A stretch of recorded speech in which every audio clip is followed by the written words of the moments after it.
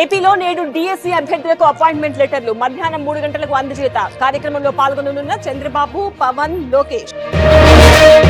Telangana group 1 ఫలితాలు విడుదల. 562 మంది అభ్యర్థుల ప్రకటన. లక్ష్మీ దీపికకు మొదటి ర్యాంక్. తిరుమలలో రెండో రోజు చంద్రబాబు పర్యటన. పలు అభివృద్ధి పనులకు శంకుస్థాపన. ఏఐ కమాండ్ కంట్రోల్ సెంటర్ను ప్రారంభించనున్న సీఎం. ఏరియా ప్రభావిత ప్రాంతాల్లో సర్వే పూర్తి. గుంటూరులో 3202 ఇళ్లలో సర్వే. 202 మంది బాధితుల గుర్తింపు. యాదాద్రిలో హరీష్ రావు పర్యటన. గిరి ప్రదక్షిణలో పాల్గొన్న మాజీ మంత్రి. ఇవాళ ఆలేరులో బీఆర్ఎస్ కార్యకర్తలతో మీటింగ్. జీఎస్టీ 2.0తో సామాన్యులు, పేదలకు లబ్ధి. దీపావళికి ముందే అందరి ఇళ్లలోకి లక్ష్మీదేవి వచ్చింది. కేంద్ర మంత్రి నిర్మలా సీతారామన్ కామెంట్.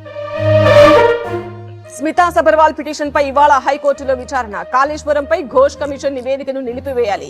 నివేదికలో తన పేరు తొలగించాలని పిటిషన్. రాజన్న సిరిసిల్ల జిల్లా డిపిఆర్ఓ శ్రీధర్ సస్పెన్షన్. ఆది శ్రీనివాస్ పై కార్టూన్ షేరింగ్ వ్యవహారంలో యాక్షన్.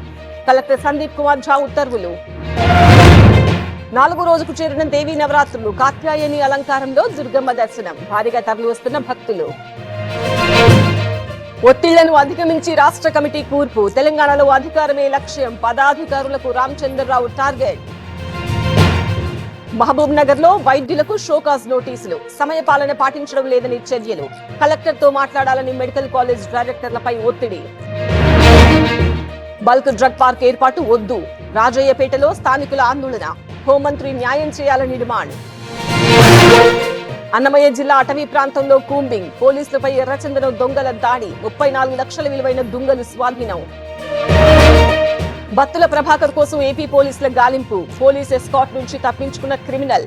ప్రభాకర్ స్నేహితుల వివరాలపై ఆరా. బీహార్ ఎన్నికల్లో పోటీకి మజ్లిస్ కసరత్తు. 6 సీట్లు ఇవ్వాలని ఇండీ కూటమికి విజ్ఞప్తి. ఓవైసీ ఆఫర్ కు ఆర్జేడీ నేతల తిరస్కరణ.